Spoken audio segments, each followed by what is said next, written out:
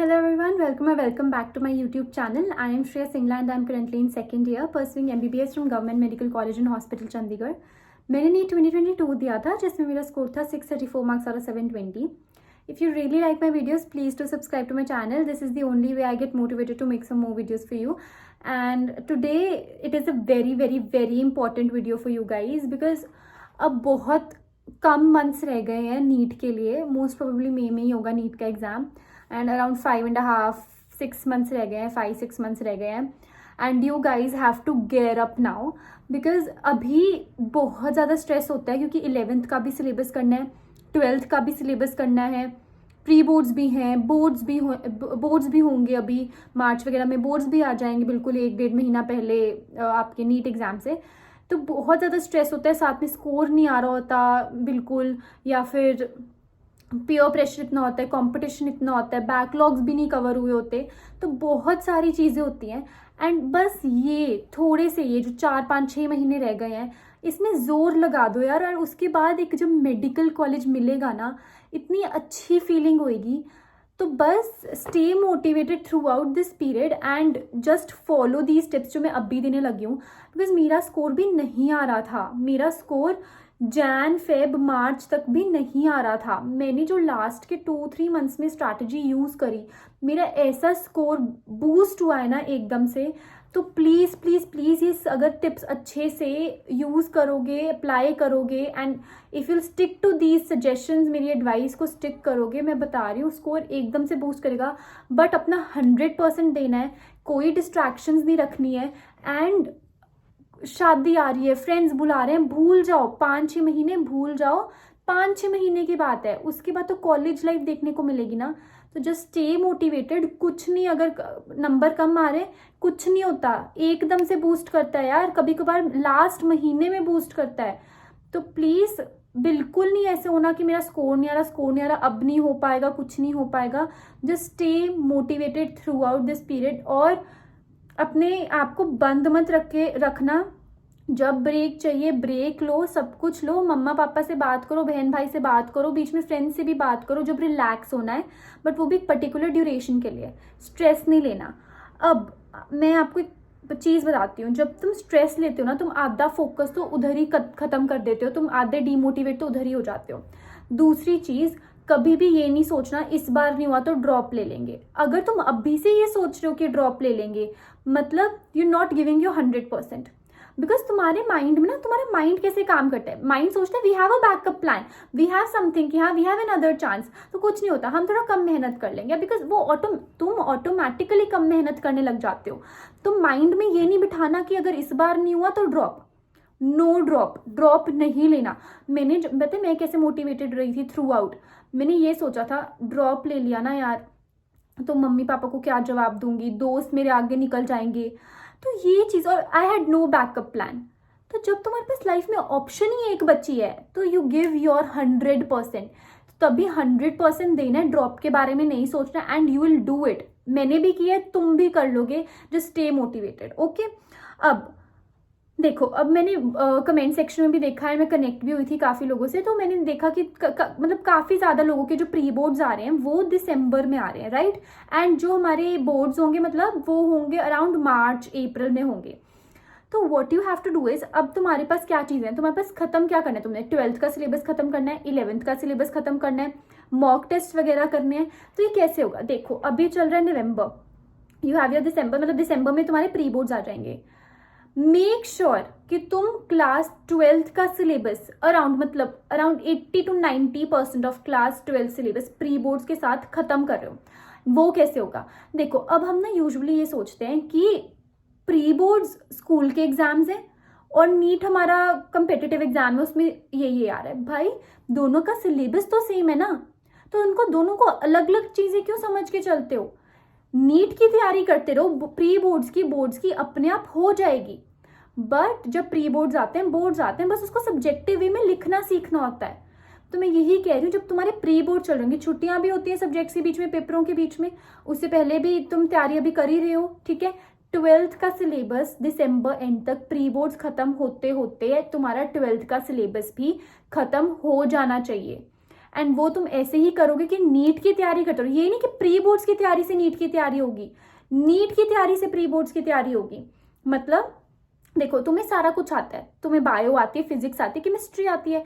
Pre boards आएंगे, एक दिन पहले रिवाइज करने बैठना कि इसको ऐसे सब्जेक्टिव मैनर में लिखना है।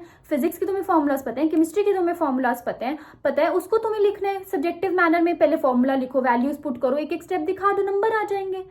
बस प्री बोर्ड्स के साथ साथ 12th की तैयारी खत्म करो। अब देखो, थोड़ा बहुत बैकलॉग रह जाते हैं, थोड़े बहुत वीक पॉइंट्स रह जाते हैं, कुछ नहीं होता, वो बाद में कवर हो जाएंगे। एक बार ग्रॉसली तो खत्म करो 12th का सिलेबस, ठीक है। एक तसल्ली आएगी मन में कि हमने 1 साल का सिलेबस खत्म कर दिया, ठीक है। और कैसे खत्म करना होता है, डेली प्रैक्टिस करो यार, क्वेश्चंस ही क्वेश्चंस प्रैक्टिस करो। अभी मैं तुम्हें बताती हूँ कि पहले तो 12th का सिलेबस तुम प्री बोर्ड्स के साथ साथ खत्म करो। अब 11th का सिलेबस कब खत्म करना है, जैन में, मिड फेब तक भी तुम कर सकते हो 11th का सिलेबस खत्म। और वो भी ऐसे ही करना है कि बिल्कुल 12th मत छोड़ देना, क्योंकि तुम्हारे बोर्ड्स आएंगे मार्च में। 11th का सिलेबस यार आधे से ज्यादा दिन 11th को दो। अगर तुम दिन में मतलब सुबह सुबह पढ़ाई शुरू करो, शाम तक तुम 11th पढ़ो, 12th का तुम थोड़ा सा रात के टाइम पढ़ो, ठीक है। तो ये माइंड में रखो कि जब तुम्हारी प्री बोर्ड्स की तैयारी हो रही है, तब तुम्हारी क्लास 12th के सिलेबस की तैयारी हो रही है। जैन और मिड फेब तक तुम 11th का सिलेबस खत्म करोगे। और ये सारी चीजें खत्म कैसे करनी है, अब कैसे पढ़ना है, देखो, तुमने वो चीज नहीं करनी कि तुम एक पेज को घंटा लेके बैठे रहो, ठीक है। तुमने कैसे तैयारी करनी है, एक्टिवली लर्न करो। अब कैसे, give us very rapid revision to that particular topic जिसके तुम क्वेश्चंस करने हैं, ठीक है। वो कैसे होता है कि तुमने एट अ ग्लैंस देख लिया, बिकॉज तुमने पढ़ा तो हुआ है पहले, ठीक है। बस मेमोरी में नहीं रहता, माइंड में नहीं रहता तुम्हारे। तुमने वो क्या करना है, जल्दी जल्दी पेजेस पलटाने, within 1 hour 1.5 hour maximum revision कर डालो। पूरा पूरा दिन नहीं लेना, रिविजन करो, एक चैप्टर की विद इन 1 आवर खत्म करो। उसके बाद उसके क्वेश्चंस उठाओ, क्वेश्चंस करो। तुम्हारी गलतियों से तुम्हें पता लगेगा कि तुम्हें क्या याद नहीं था। जो तुम्हारे आंसर सही हो रहे हैं, मतलब तुम्हें वो अच्छे से तैयार है, तुम्हारा टॉपिक रेडी है, तुम्हें आता है वो, ठीक है, स्टे कॉन्फिडेंट। बट जो तुम्हें नहीं आता उसको रिवाइज करो। ये नहीं करना कि तुम इस एक ही टॉपिक को लेके पढ़ी जा रहे हो, जो तुमने नोट्स बनाया उसको ही पढ़ी जा रहे हो। अब ये टाइम नहीं होता, वो 2 साल कर रहे थे तुम। अब क्या करना है, you just have to learn actively. By actively I mean active learning करनी होती है, जिसमें तुमने क्वेश्चंस के थ्रू अपनी मिस्टेक्स, अपना एनालिसिस, अपनी वीकनेसेस, अपने वीक पॉइंट्स सब कुछ देखने होते हैं कि कहाँ कहाँ तुम वीक हो, कहाँ कहाँ तुम्हें प्रैक्टिस करने की जरूरत है, कहाँ कहाँ तुम्हें रिविजन करने की जरूरत है। तुम उधर ही रिविजन करोगे। जैसे जैसे तुम क्वेश्चंस करते जाओगे, देखो questions maximum important parts cover कर देता है। जैसे जैसे तुम क्वेश्चन करते जाओगे, तुम्हें वीक पॉइंट्स पता चलते जाएंगे और वो अच्छे होते जाएंगे। उन्हीं वीक पॉइंट्स पे बार बार उन्हीं वीक पॉइंट्स पे ध्यान देना है, उसको प्रैक्टिस करना है। For both class 12th and for both class 12th and 11th, दोनों के लिए ऐसे ही करना है कि तुमने क्वेश्चंस करने हैं पहले। उसके बाद मतलब 1 घंटा रिवाइज कर लिया टॉपिक, क्वेश्चंस करने हैं, फिर अपनी गलतियां देखनी है। गलतियां देखनी है मतलब उस टॉपिक को अच्छे से रिवाइज करना है, उस पर और क्वेश्चंस करने हैं। अब हम कहते हैं कि भाई फिजिक्स मैनेज नहीं हो रही, 3 सब्जेक्ट मैनेज नहीं हो रही, फिजिक्स है, केमिस्ट्री है, बायो है। हमेशा इंटर रिलेटेड टॉपिक्स को साथ में पढ़ो। जैसे बायो की तो पहले तो एक चीज ध्यान में रखो, bio makes 50% of your exam. 360 marks bio के होते हैं, उसको स्ट्रॉन्ग सब्जेक्ट बनाओ। क्योंकि मैंने बहुत बार बोला है, बायो को कम टाइम लगेगा और तुम्हें ज्यादा मार्क्स दिलाएगी। हर रोज बायो के क्वेश्चंस प्रैक्टिस करो, हर रोज। एंड कैसे करने होते हैं, टाइमर लगाओ, 1 घंटे में या 30 मिनट्स में मुझे 60 to 70 to 80 क्वेश्चंस करने हैं, मतलब डबल द क्वेश्चंस करने हैं या उससे ज्यादा करने हैं, ठीक है। टाइमर लगा के करो, ठीक है। उसमें भी ऐसे ही करना है, 1 घंटा रिवाइज किया, फिर क्वेश्चंस करे, फिर देखा क्या क्या रिवाइज करने वाला हो रहा है अपनी गलतियों से। तो हर रोज बायो करो, बायो को स्ट्रॉन्ग सब्जेक्ट बनाओ। क्योंकि मैं बार बार बोल रही हूँ, कम टाइम लेगी, ज्यादा नंबर देके जाएगी। फिजिक्स और केमिस्ट्री बहुत अनसर्टेन होती है कि कौन सा फॉर्मूला भूल गए तुम, या फिर कोई ऐसा क्वेश्चन आ गया तुम्हें पता ही नहीं कैसे सॉल्व करना है। बट बायो में तो यार वो एक एनसीईआरटी से आएगा ना। Make biology your strong subject. मैंने बहुत बार बोला, अपनी सारी वीडियोज में बोला है, मेरे भी बायो में अराउंड 345 to 350 मार्क्स है, आई डोंट रिमेंबर, 345-350 मार्क्स है, उसकी वजह से ही मेरा नीट में सिलेक्शन हुआ है, मैं बता रही हूँ। मेरी फिजिक्स केमिस्ट्री अच्छी नहीं थी। बायो को स्ट्रॉन्ग बनाओ, अभी भी बना सकते हो, हर रोज प्रैक्टिस करो क्वेश्चंस को, एक्स्ट्रा बुक ले लो, मॉक टेस्ट से प्रैक्टिस करो, जैसे मर्जी करो, पर बायो को स्ट्रॉन्ग बनाओ, ठीक है। अब 3 सब्जेक्ट मैनेज नहीं हो रहे, कैसे करने हैं? देखो, फिजिक्स का, केमिस्ट्री का, बायो का, जितना भी इंटर रिलेटेड टॉपिक है वो सारा साथ में करना है। जैसे हम बायो पढ़ते हैं, हम बॉटनी पढ़ रहे हैं फॉर एग्जांपल, ठीक है। बॉटनी में जैसे anatomy and morphology of flowering plants हैं, या फिर किंगडम्स हैं, प्लांट किंगडम एंड मतलब प्लांट किंगडम आ गया, ये सारा एक साथ पढ़ो। एक तुम्हारा वो बनता है कि अच्छा ऐसे ऐसे ऐसे ऐसे करके फ्लावरिंग प्लांट्स तक हम पहुंचे, पहले इतने से थे अब इधर तक, वो ना एक जर्नी बन जाती है बॉटनी में। तो तुम्हें सारे इंटर रिलेटेड टॉपिक्स एक साथ रिवाइज करने। अब जैसे वो है इनऑर्गेनिक केमिस्ट्री है, उसमें पीरियोडिक टेबल, जो ब्लॉक्स होते हैं, SD ये वाले ब्लॉक्स होते हैं, ये सारे एक साथ पढ़ो, जिससे तुम्हारा एक कॉन्सेप्ट बनेगा पूरा पीरियोडिक टेबल का, उसका डिवीजन कैसे है ब्लॉक्स में, और वो सारा तुम्हारा एक माइंड मैप बनेगा। और अगर उससे इंटर रिलेटेड कोई क्वेश्चन भी आते हैं, क्योंकि क्वेश्चन डायरेक्ट तो आएगा नहीं, रिलेट करके पूछेंगे, तो वो भी कवर हो जाता है। हमेशा एक टॉपिक मत उठाओ क्वेश्चंस करते हुए, या एक टॉपिक को रिवाइज मत करो। अगर रिवीजन करने बैठ रहे हो तो इंटर रिलेटेड टॉपिक्स रिवाइज करो, और फिर उसके लगातार क्वेश्चंस करो। 4-5 चैप्टर एक बारी में कवर हो जाते हैं, टाइम ज्यादा लगता है बट एक बारी में खत्म हो जाते हैं, तुम्हें तसल्ली हो जाती है। एंड लास्ट के कुछ मंथ्स में एक तसल्ली ही चाहिए होती है अपने मन को कि हम सही जा रहे हैं। जब तक तसल्ली है तुम चलते रहोगे, जब तक तसल्ली नहीं है तुम रुक जाओगे, ठीक है।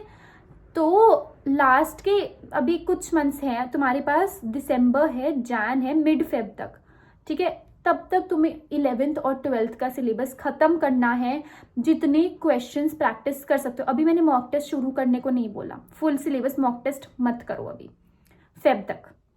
अभी तुम एक्स्ट्रा बुक से, या तुम्हें अगर तुम्हारे माइनर मॉक, मतलब अगर एलन या आकाश जा रहे हो, कोई इंस्टीट्यूट जा रहे हो, प्राइवेट ट्यूशंस ले रहे हो, जैसे भी ले रहे हो, उधर पेपर हो रहे हैं, वो तो देने ही देने हैं। मैं फुल सिलेबस मॉक टेस्ट के बारे में बात कर रही हूँ, जो हम अभी मतलब मैं बताऊंगी कि लास्ट के 1-2 महीने में हर रोज करने हैं। पर जो इंस्टीट्यूट में मॉक टेस्ट हो रहे हैं उनको छोड़ना नहीं है, ठीक है। खुद से कोई मॉक टेस्ट शुरू नहीं करने फेब तक, जब तक फुल सिलेबस कंप्लीट नहीं हो जाता। और जो हमें इंस्टीट्यूट में मिल रहे हैं, चाहे एलन है, चाहे आकाश है, चाहे कोई प्राइवेट ट्यूशन है, चाहे तुमने खुद कहीं से कर रहे हो, उनको नहीं छोड़ना। पता है, जब तक तुम मॉक टेस्ट से डरोगे तब तक तुम्हें ये नहीं पता लगेगा कि एग्जाम में बैठना कैसे है, तब तक तुम्हें ये नहीं पता लगेगा तुम कहाँ लैक कर रहे हो, तुम्हारी गलतियां कहाँ पे हैं। अब जैसे मैं बताती हूँ, मैं क्या करती थी, बीच में मेरे नंबर आना कम, मतलब बहुत कम हो गए थे, मैंने मॉक टेस्ट ना 1-2 स्किप कर दिए। उसके बाद मैं विशियस साइकिल में फंस गई थी कि मॉक टेस्ट देने ही नहीं, एक स्किप हो गया, सिलेबस नहीं हुआ, दूसरा हो गया, तीसरा हो गया, तुम विशियस साइकिल में फंस जाते हो। मॉक टेस्ट जो आई जा रहे हैं वो दे ही जाने हैं, बट जो तुम सीरीज शुरू करोगे मॉक टेस्ट की फुल सिलेबस, वो तुम्हें स्टार्ट करनी है लास्ट के 2 मंथ्स में, ठीक है। कभी डरना नहीं होता मॉक टेस्ट से, तुम्हें टाइम मैनेज करना आएगा, that is a very important thing. हम यूजुअली भूल जाते हैं, हम क्वेश्चन प्रैक्टिस करने में इतना टाइम लगा देते हैं, ठीक है, कि क्वेश्चन करो, आराम से आंसर्स भी निकाल लेते हैं, but NEET is all about your time management. 3 घंटे 20 मिनट में तुम्हारे पास स्ट्रेस भी होगा, तुम्हारा अंदर एड्रेनलिन रश भी होगा, सब कुछ होगा, तुम्हें उस टाइम में खत्म करना है अपना 720 मार्क्स का पेपर। You have to complete your exam in that time period, और वो तुम्हें कोई ऐसे एक्स्ट्रा टाइम तो मिलेगा नहीं, ठीक है। तो तुम्हें वो भी मैनेज करना आना चाहिए। तो मैं वही बोल रही हूँ कि जो तुम्हें मॉक टेस्ट अभी आ रहे हैं इंस्टीट्यूट वगैरह में, उनको स्किप नहीं करना, उनसे डरना नहीं है। चाहे सिलेबस कंप्लीट हुआ है चाहे नहीं हुआ है, तैयारी हुई है चाहे नहीं हुई है, तुमने वो खत्म मतलब जो मॉक टेस्ट है उनसे डरना नहीं है, उनको देख कर आना है, 3 घंटे 20 मिनट बैठ के आना है, ठीक है। अब आ जाते हैं तुम्हारे बोर्ड्स, फेब मिड में, मार्च में, कुछ इतने में तुम्हारे बोर्ड्स आ जाएंगे। अब कैसे तैयारी करनी है? अब नीट की तैयारी नहीं छोड़नी। मैंने बहुत बच्चे देखे हैं बोर्ड्स के स्ट्रेस में आके अपनी नीट की तैयारी को लगा देते हैं पॉज, एंड बोर्ड्स की तैयारी कंटिन्यूसली करते हैं। दैट मीन्स अपना जो MCQ प्रैक्टिस है वो छोड़ देते हैं। नहीं छोड़ना। Divide your day. कैसे? अपने उस पे है कि तुम्हें कितनी प्रैक्टिस चाहिए। अगर तुम मोर देन हाफ, लाइक आधे दिन से ज़्यादा तुम नीट की तैयारी पे दे सकते हो तो दो, पर आधा दिन तो मिनिमम देना ही देना है। मैं बार बार कह रही हूँ, प्री बोर्ड्स में तुम्हारा सिलेबस सेम है, तुमने बस उसको इलेबोरेट करके आना है, उसको दो अलग चीज़ें मत समझो। I scored 97% in my boards exam, और मैंने 15-20 दिन पहले बोर्ड्स को मतलब थोड़ा ध्यान देना शुरू किया था कि हाँ उसके लिए पढ़ लेना चाहिए। तो टेंशन मत लो उस चीज़ की, सेम सिलेबस होता है, उधर जाके बस इलेबोरेट करना है। पूरा दिन नीट की तैयारी करो, पूरा दिन इन द सेंस कि most of the time NEET की तैयारी करो, रात को उसको देखो, एनसीईआरटी को स्क्रॉल कर, मतलब एनसीईआरटी ऐसे कर लो, पेज पलटा लो कि हाँ इसको ऐसे लिखना है, इसका ऐसा डायग्राम बना के आना है पेपर में। बल्कि उससे क्लैरिटी नीट के लिए ही होगी। अब नीट में डायग्राम आता है कि नहीं आता है ना, कि इसको लेबल करो, उसको लेबल करो, इधर क्या है उधर क्या है, डायग्राम्स इंपॉर्टेंट होते हैं नीट में। तो वो अगर तुम बना के देखोगे फॉर योर बोर्ड एग्जाम, जैसे बायोलॉजी में फॉर योर बोर्ड एग्जाम तुम उसको बना के देखोगे, नीट की तो तैयारी हो रही है, बहुत इंटर रिलेटेड है, साथ में पढ़ना है। नीट को पॉज नहीं लगा देना कि एमसीक्यू प्रैक्टिस करना बंद कर दिए, तुम्हारी आदत छूट जाएगी वो 1 महीने में। तो most of the time NEET की तैयारी को दो, रात को पढ़ ली, इंग्लिश पढ़ ली, या जो भी फिजिकल एजुकेशन है, जो भी तुम्हारा सब्जेक्ट है वो पढ़ लिया।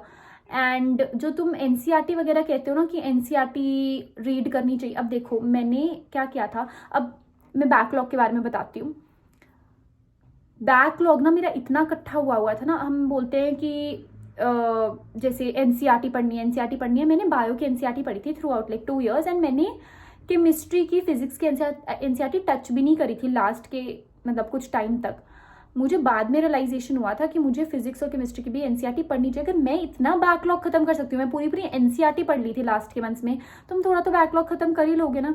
एंड हाँ, NCERT reading for chemistry and for biology is very important. For physics ठीक है, एक रीडिंग से काम चल जाता है, ठीक है, सारा रीड करने की भी ज़रूरत नहीं होती क्योंकि उधर ज़्यादा एग्जाम्पल्स एंड ये दिया होता है, तो इतना ज़्यादा ज़रूरी भी नहीं होता। जो इंपॉर्टेंट सब्जेक्ट, जो ज़्यादा थ्योरेटिकल चैप्टर्स लगते हैं फिजिक्स में, उनको पढ़ लेना चाहिए एनसीईआरटी से, ठीक है। बट केमिस्ट्री के लिए एंड बायोलॉजी के लिए मैं कहूँगी कि एनसीईआरटी रीडिंग करना मस्ट है, मस्ट। बायो के तो पता ही है, वो तो मैं कितनी बारी बताऊं, बायो के लिए तो पता ही है, एनसीईआरटी इज द बाइबल, उसको नहीं छोड़ना, एक एक पॉइंट पढ़ना है, एक फुल स्टॉप से लेकर कॉमा तक पता होना चाहिए क्या है। बट केमिस्ट्री की भी पढ़नी है, B it physical, B it inorganic, B it organic, तीनों सब्जेक्ट के लिए केमिस्ट्री पढ़ के जानी है। इनऑर्गेनिक तो रट्टे मार लो, ठीक है। अब एनसीईआरटी भी हो गई। अब मैं जो बोर्ड्स के लिए बता रही थी, बोर्ड्स के टाइम अपना एमसीक्यू प्रैक्टिस करना नहीं छोड़ना है, ठीक है। अब ना इसके साथ साथ तुम्हें देखो थोड़ी मेहनत एक्स्ट्रा करनी पड़ेगी, थोड़ा सा, अगर तुम मैनेज कर सकते हो। देखो बिकॉज क्या है कि मैं चाहती हूँ कि तुम लोग करो कम से कम 40 मॉक टेस्ट लास्ट के मंथ में, ठीक है, लास्ट 1.5 मंथ में 2 मंथ्स में कुछ 40 मॉक टेस्ट करो। अब अगर तुम्हारा मई में एग्जाम हो जाता है, because I gave around 50 to 60 mock test, अगर तुम्हारा लाइक खिंच जाता है बोर्ड्स का एग्जाम, लाइक मुझे लगता है अप्रैल स्टार्टिंग तक या मार्च तक, तुम्हारे मार्च के एंड तक तो तुम्हारे बोर्ड्स है ही हैं, तो अगर तुम पूरा अप्रैल भी लगा देते हो मॉक टेस्ट, हर रोज एक मॉक टेस्ट करना होता है, ठीक है, तो पूरा अप्रैल लगा देते हो, तुम कितने कर पाओगे, कम से 30-35 मॉक टेस्ट कर पाओगे, ठीक है। हर रोज एक mock test is very very very important. तो बोर्ड्स के एग्जाम के बीच में भी छुट्टियां होती हैं, वंस इन अ वाइल एक मॉक टेस्ट उठा लिया। मैं क्यों बोल रही हूँ, because now you are completed with your class 11th and class 12 syllabus, now it's time कि तुम फुल सिलेबस मॉक टेस्ट देना शुरू कर दो। कहाँ से देने, मैंने एलन के लिए थे, आकाश के लिए थे, and 20 years, last 20 years like जो प्रीवियस ईयर क्वेश्चंस हैं उसकी बुक ली थी, और वो मैंने सारे लिटरली दिमाग में मैंने छाप ली थी वो। तो मैं यही कह रही हूँ कि अप्रैल तो पूरा बोर्ड्स की बात, तो तुम्हें हर रोज एक मॉक टेस्ट देना ही देना है, नहीं दोगे तो स्कोर नहीं बूस्ट होगा। That was my strategy in last month. मैंने इतने मॉक टेस्ट दिए भाई, और कहाँ से आएगा पेपर, मुझे बताओ। जब तुम 40-50 मॉक टेस्ट कर लोगे, दुनिया भर के क्वेश्चंस आ जाएंगे उसमें, तो कहाँ से आएगा पेपर। और तो मॉक टेस्ट करो, मैं बार बार कह रही हूँ, एक्टिव लर्निंग करो। मॉक टेस्ट में जो गलतियां होंगी, मॉक टेस्ट में जो क्वेश्चन नहीं आता होगा, वो रिवाइज करो। मैं ये नहीं कह रही रिवीजन बिल्कुल छोड़ दो भाई, मैं हर रोज का एक मॉक टेस्ट कह रही हूँ, 3 घंटे 20 मिनट बैठने को, बाकी दिन बच्चा है ना उसमें रिवीजन करो बैठ के, ठीक है, उसमें गलतियां देखो, एनालिसिस करो, चाहे 2 घंटे लग रहे हैं एनालिसिस को, 3 घंटे लग रहे हैं, लगा दो, पर अपनी गलतियां देखनी है, रिविजन करते रहना है, पर मॉक टेस्ट एक हर रोज देना है। और मैं क्या कह रही थी, थोड़ा बहुत जब तुम्हारा लाइक 80-90% सिलेबस खत्म हो पाता है, दिसंबर तक, जान तक, फेब तक कुछ ना कुछ बच जाता है, वो भी मॉक टेस्ट से खत्म हो जाता है। अब मेरा इतना सिलेबस बचा हुआ था, मेरा फिजिक्स के लास्ट कितने बड़े बड़े टॉपिक्स बचे थे, थर्मोडायनामिक्स, ये वो बचा हुआ था, मुझे कुछ नहीं आता था, मैंने कैसे खत्म किया वो? मॉक टेस्ट में मैंने कोई क्वेश्चन किया, वो नहीं आता था, वो टॉपिक पढ़ लिया, नेक्स्ट टॉपिक का कोई क्वेश्चन नहीं आता था, वो टॉपिक पढ़ लिया, मेरा पूरा थर्मोडायनामिक्स खत्म कर दिया था मैंने, सिर्फ क्वेश्चन कर करके, नहीं आता था वो पढ़ती गई।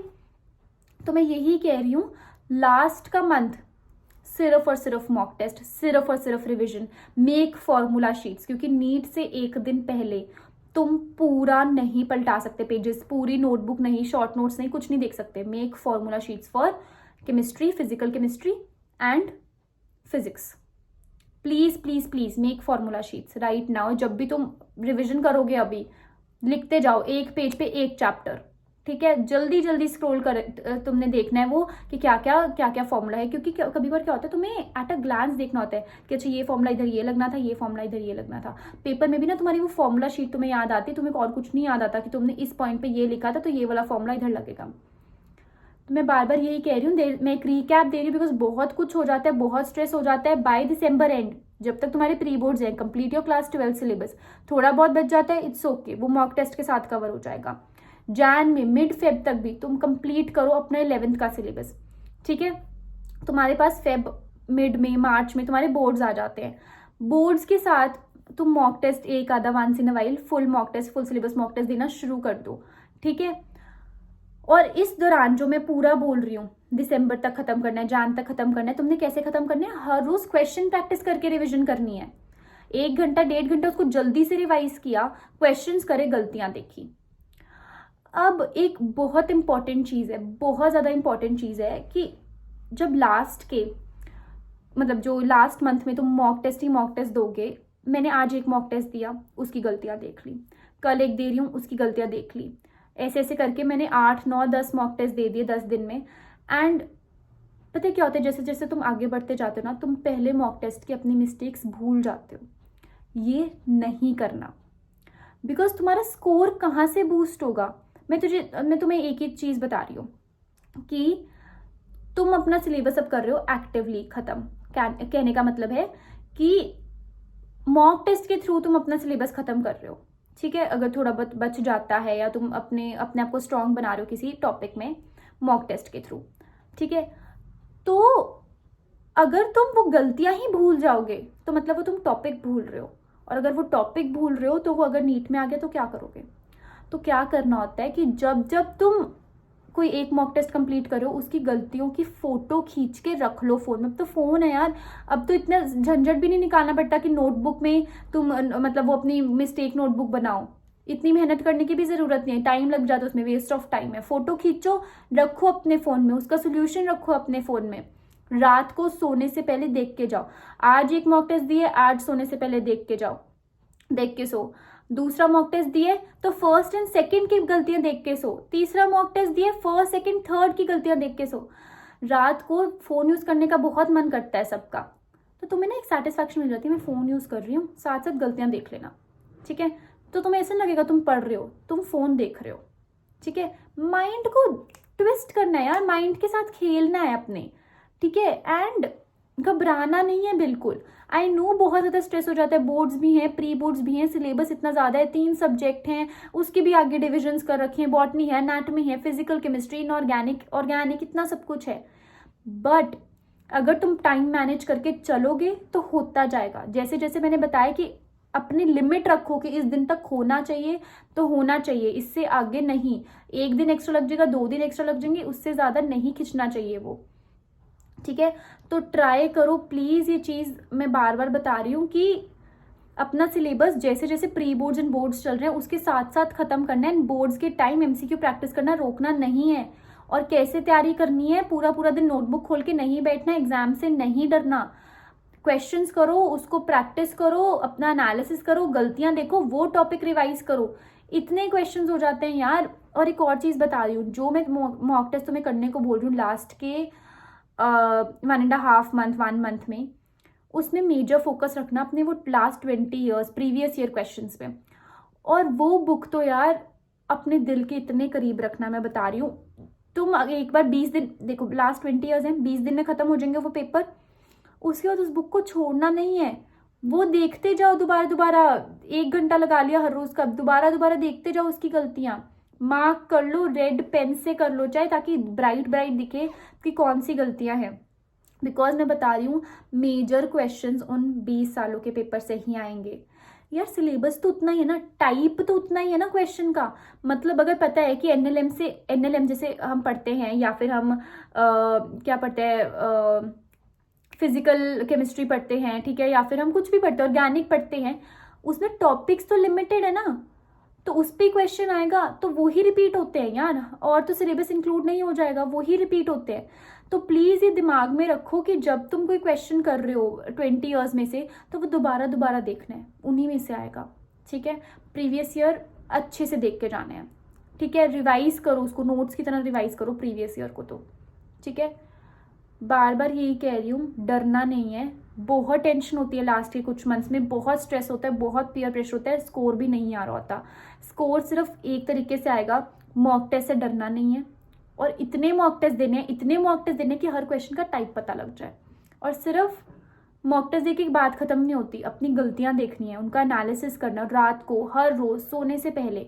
जैसे जैसे गलतियां, मतलब तुम एक मॉक टेस्ट दे जा रहे हो, दूसरा दे जा रहे हो, गलतियां ऐड हो जा रही है, तो वो भी हर रोज रिवाइज करना है, ठीक है। फोटो खींच के रखो, सोल्यूशन देखो, वो करते जाओ करते जाओ, तुम्हारे सारे बैकलॉग्स खत्म होते जाएंगे। जो तुम्हारा 10-20% टॉपिक्स बच जाते हैं, तुम नहीं रिवाइज कर पाते, वो भी उसके थ्रू हो जाएगा। बिकॉज तुम्हें क्या लगता है, तुम्हें टेंशन होती है कि इतना बैकलॉग है, हम टाइम उस पर इतने बैकलॉग पे इतना टाइम लगाएंगे, तो भाई तो बहुत टाइम लग जाएगा।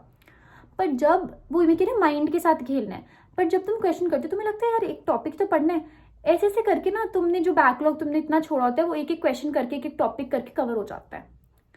तो just play with your mind and इसको मोटिवेटेड रखो। टेंशन की कोई बात नहीं है, पीयर प्रेशर नहीं लेना। मेरा भी स्कोर नहीं बढ़ा था, पता है, मेरा जुलाई में पेपर था एंड मेरा जून तक मेरे 600 प्लस नहीं आ रहे थे, बिल्कुल भी नहीं आ रहे थे, ठीक है। मेरे इतना बुरा स्कोर चल रहा था, 500 के राउंड चल रहा था, एक बार 450 के राउंड भी पहुंच गया था, लास्ट के मंथ तक भी मैं बता रही हूँ। बट बढ़ गया ना उसके बाद। मैं बैठी हूँ ना मेडिकल कॉलेज में, कैसे बैठी हूँ, क्योंकि लास्ट के मंथ में मैंने इतने मॉक टेस्ट किए कि भाई वही रिपीट होने लग गए, पता लग टिप्स पे आ गए थे क्वेश्चंस। तो just stay motivated and all the best, लगे रहो। एंड अगर कोई भी प्रॉब्लम होती है कमेंट सेक्शन में पूछ लिया करो, मैं बता दूंगी, उसका सोल्यूशन दे दूंगी। एंड मैं ट्राई करती हूँ कि जितने भी मेरे पास आते हैं, जितनी भी इश्यूज आते हैं, मैं उनको सॉल्व करूँ, टाइम टू टाइम सॉल्व करूँ, तुमसे कनेक्ट करूँ। And please please please demotivate नहीं होना, जो मैं बता रही हूँ वैसे करते जाओ।